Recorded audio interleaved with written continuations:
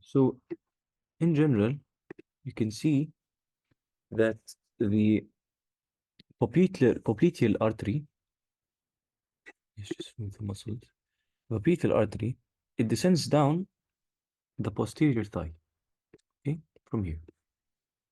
And it gives rise to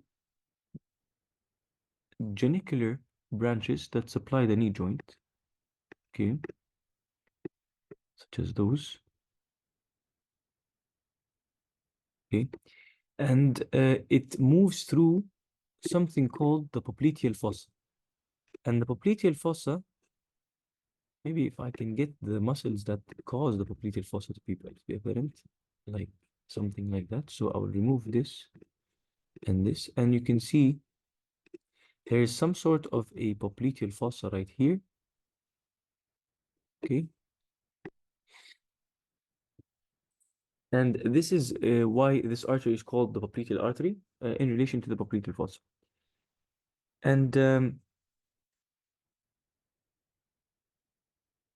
what happens is that this artery, popliteal artery, it will go on and further divide into the anterior tibial artery and the tibio peroneal trunk. Give me a second.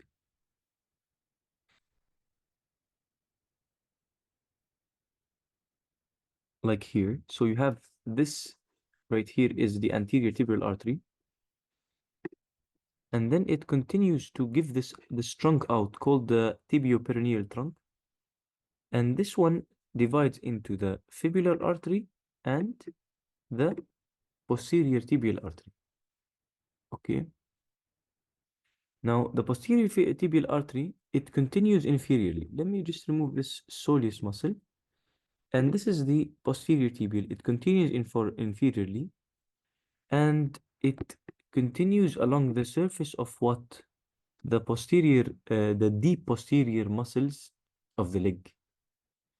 So here you have muscles of the leg that are posterior, but we are not talking about the superficial layer made up of the gastrocnemius and the soleus, but we are talking about the deep ones.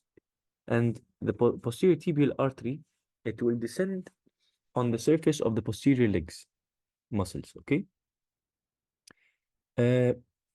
And then it enters the foot near something called the tarsal tunnel, okay?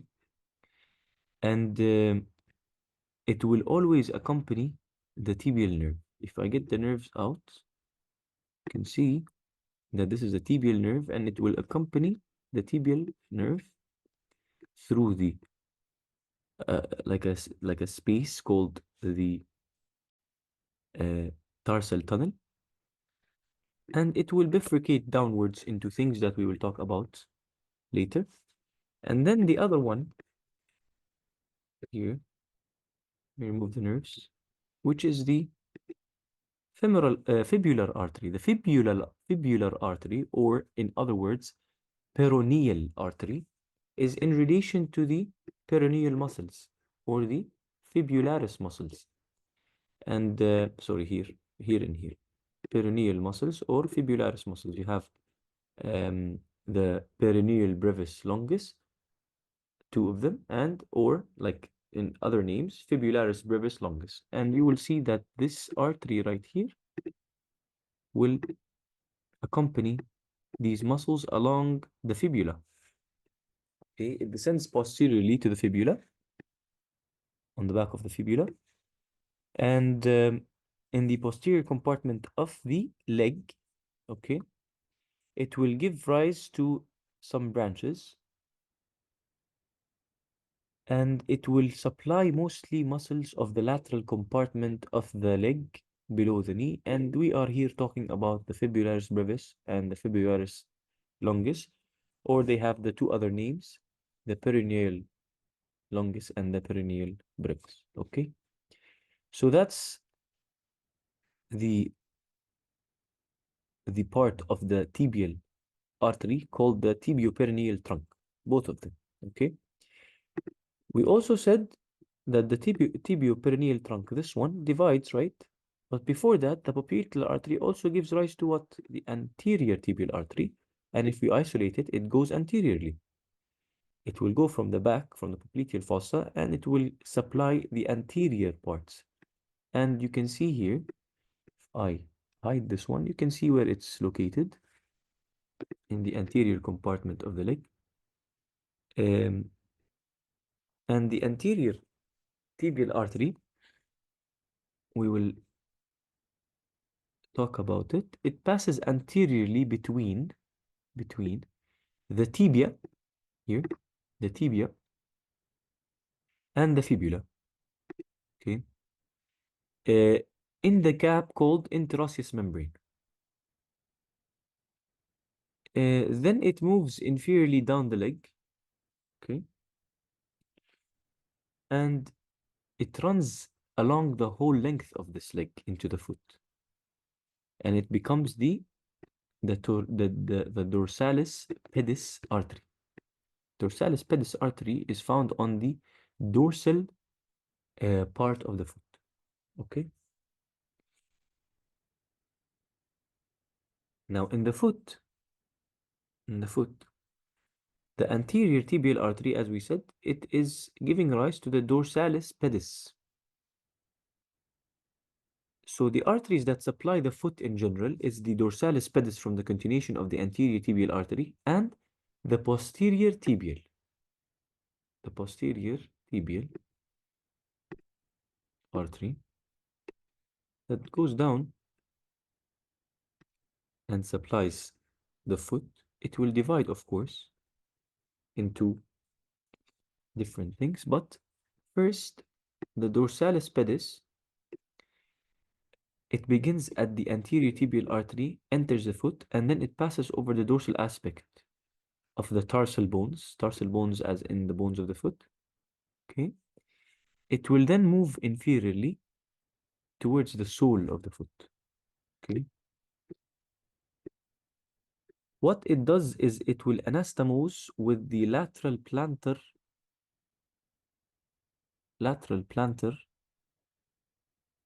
artery. Okay. Like for example, not this one, but it will move inferiorly. So we are here. Yes. Okay.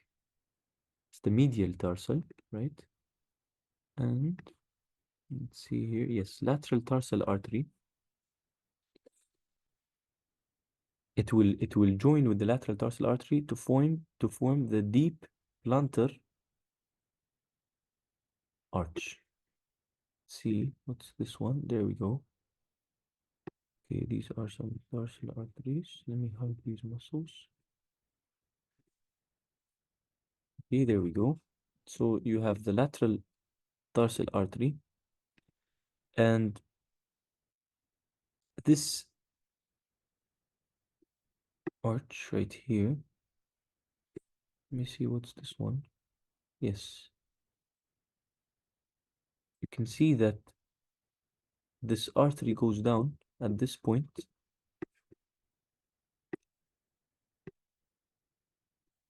and it will form here the deep plantar arch. So in general, you have the dorsalis pedis. The dorsalis pedis has a lot of branches.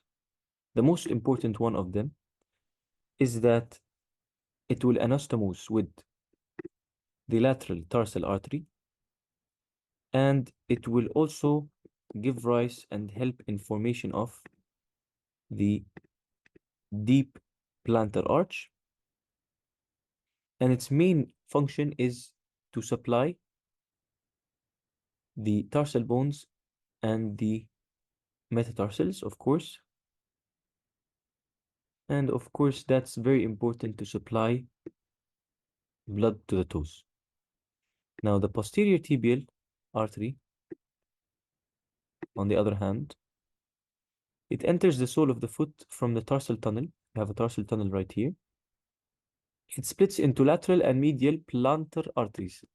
So you have medial plantar artery and lateral plantar artery. Okay. These arteries supplies the plantar side of the foot. Okay. And it contributes to the supply of the toes by the deep plantar arch. Okay. So that's the tibial arteries. I will share with you now a quick revision to what we have gone through, just so that you have some sort of solid notes you can go back to. And here, just give me a second. Yes, we start at the popliteal artery. So here, I will share with you this.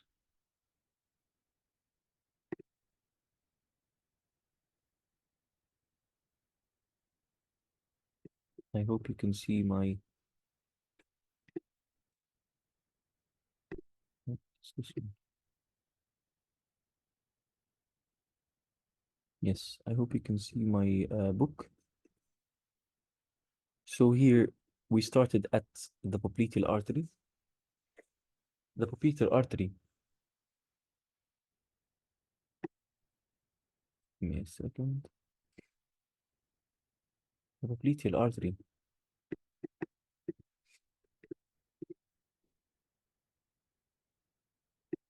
Yes. The popliteal artery is a continuation of the femoral artery. Okay. Nevertheless, we just know that there is something called the popliteal artery starting at the popliteal fossa. Okay. And the course of it is that it runs down and slightly laterally as the deepest structure in the popliteal fossa. What it terminates as is it defines into the anterior and the posterior tibial arteries, like we revised. So now we don't need, I don't want to talk about relations now, but the branches of the popliteal artery, if you want to have it, it's here, but we want to go into what we discussed, the anterior and tibial arteries. So the anterior and posterior tibial arteries. The anterior tibial artery, it originates from the border of the popliteus, and the anterior will definitely pass through the interosseous membrane and reach the anterior compartment of the leg. It will pass through the tibia and the fibula. It will terminate at the ankle joint into the dorsalis pedis. Again, there's relations. You have their branches. You have branches of the anterior tibial. You have posterior tibial recurrent, anterior tibial recurrent, muscular branches that supply the anterior compartment of the leg, anterior medial malleolar, anterior lateral malleolar, supplying parts close to the malleolar processes of the tibia. And then you have the dorsalis pedis that we talked about, okay, for your reference. And what we said is that it will pass through the first interosseous space to reach what the sole of the foot and anastomose with the plantar arc at the bottom of the foot, okay? And it has branches, of course. And then you can go to the posterior tibial artery. And the posterior tibial artery arises from a trunk that we know is called tibio. What was it called? I forgot actually. Yes, tibio. What was it called? The trunk. Yes, tibio-peroneal trunk. Yes, tibio-peroneal trunk. And so you have the posterior tibial. Why is it called tibio-peroneal? Because this trunk gives rise to two things: the posterior tibial artery, so tibio, and the femoral, the fibular artery, hence peroneal, because another name for fibular is peroneal. So tibio-peroneal gives rise to those two. First off, the posterior tibial artery going down on the surface of the deep muscles of the posterior compartment of the leg, and it will enter the foot from the tarsal tunnel. Now, the other one from the tibio-peroneal trunk is the fibular artery that supplies two muscles or the lateral compartment of the thigh. This is called the um, uh, fibular artery that supplies two muscles in the lateral compartment called the fibularis longus and the fibularis brevis. So in general, the popliteal artery, as it divides or gives rise to the anterior and the posterior tibial arteries, or the anterior tibial artery and the tibiofibular artery, these these bifurcation are able to help us supply the muscles below the knee, the anterior compartment by the anterior tibial artery, the lateral compartment by the fibular artery coming from the tibio-peroneal trunk, and finally the posterior compartment by the posterior tibial artery from the tibio-peroneal trunk. Okay, uh, and let me go back just quickly because I might have said a lot of things that might have confused you.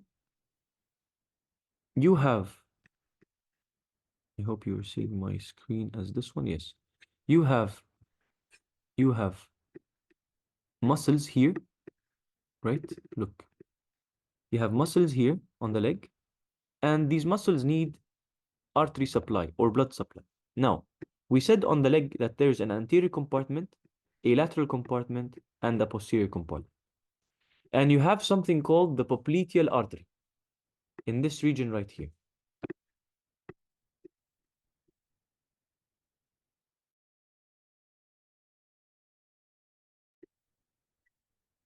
In this region right here. Okay?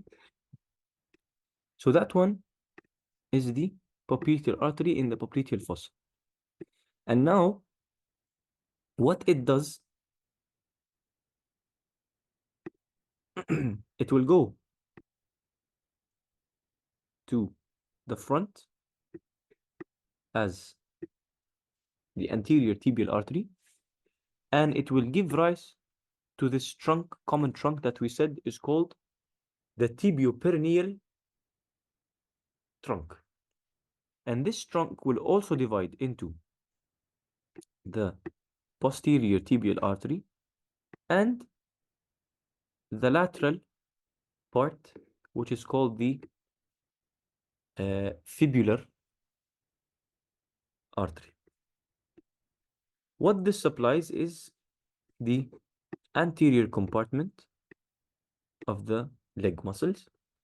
What will this supply is the posterior compartment of the leg muscles, and the lateral compartment is supplied by the um fibular artery. And this is the end of the tibial arteries. I hope it's very clear. And hopefully the notes also can help you. Just to let you know that if you want to go back to the book, you go to the second index on the book and you revise pages. You revise pages 78 here. Let me show you. You revise pages 78, starting with the popliteal artery. You can study anastomosis around the knee, okay? But always stick to the points of your oral. So 78 is very important. 79, 80 for anterior tibial. That's the first branch supplying the anterior compartment. 81 for the dorsalis pedis that supplies the dorsal part of the foot, which is the ending of the anterior tibialis artery. Then you have to do 82 to study the posterior tibial artery, which is found at the posterior compartment, supplying the posterior compartments or the muscles of the leg. 83 is very important as well. And what I mentioned about the peroneal artery or the fibular artery, which supplies the lateral compartment of the leg, supplying two muscles, mainly the fibularis longus and fibularis brevis. And if you want to study the arteries of the foot, you can do so, but I think that's a different point. I think if you know from the popliteal till the toes, it'll be very beneficial to you. And from, I would say, until 84, you stop. Um, and always stick to the points of your own. Okay. So the next point we're going to discuss here is, I'm going to quit this. The next point we're going to discuss is the